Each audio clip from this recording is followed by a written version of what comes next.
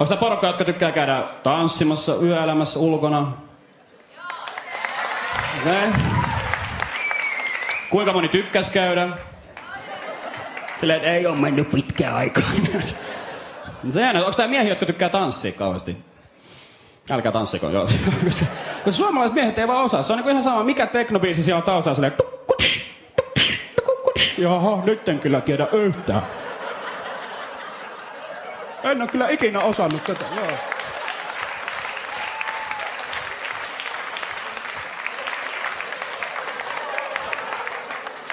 Ja naiset, te tykkäätte tanssia, eiks vaan kyllä?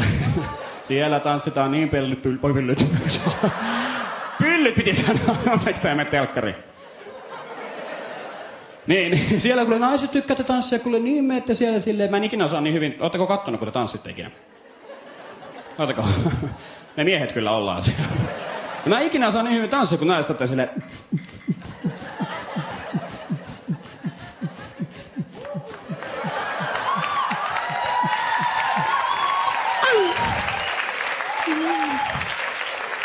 Sitten mun ikäiset naiset otti siellä silleen.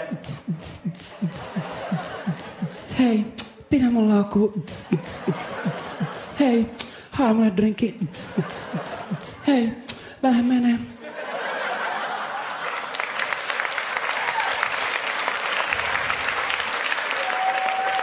Ja sillä ei ole mitään tekemistä sen miehen kanssa, joka tulee se, että Chica, mulla on uusi tanssityyli. Sitten naiset tykkää, että toi ihan niin kuin te tanssitte, että te pitää tanssia siellä pyörissä, semmoinen pieni pyörii kyllä. Semmoinen ympyrä, kaikki siellä ympyrässä menee ja kaikki nahkalaukut ja karvalaukut siellä keskellä. Niin. Hirveä vuorista ja se. Hei, Liisan laukku. Missä Liisa on? Ei voi aloittaa vielä. Ja 300 vessaa vaikka yhdellä haetaan.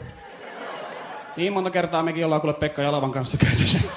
Pitkö tulla, mulla on vähän pidä kädestä kiinni mennään. En mä pysty yksin sinne menemään. Mä en tiedä, mitä siellä tapahtuu. Se on hirveän paha paikka. Se on järkyttävä tilanne. Ja varatut naiset. Onks tää semmosia? Joo, just. Niin just. Ja se on epäreilun meitä kohtaan silleen, niin kuin, eikä siinä mitään. Saatte flirttailla, se on ihan kiva ja miehet on kyllä siellä ja sit naiset on sen.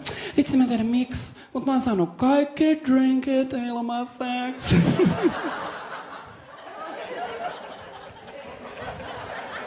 Ja miehet me tarjotaan silleen, joo totta kai, tuossa toi haetaan. Ja sitten mennään syömään kebabeläintä siellä ja tarjotaan kaikkia pizzat. Ja sitten mennään Helsingissä, kun asutaan, niin Helsingistä Imatralle taksilla 450 euroa.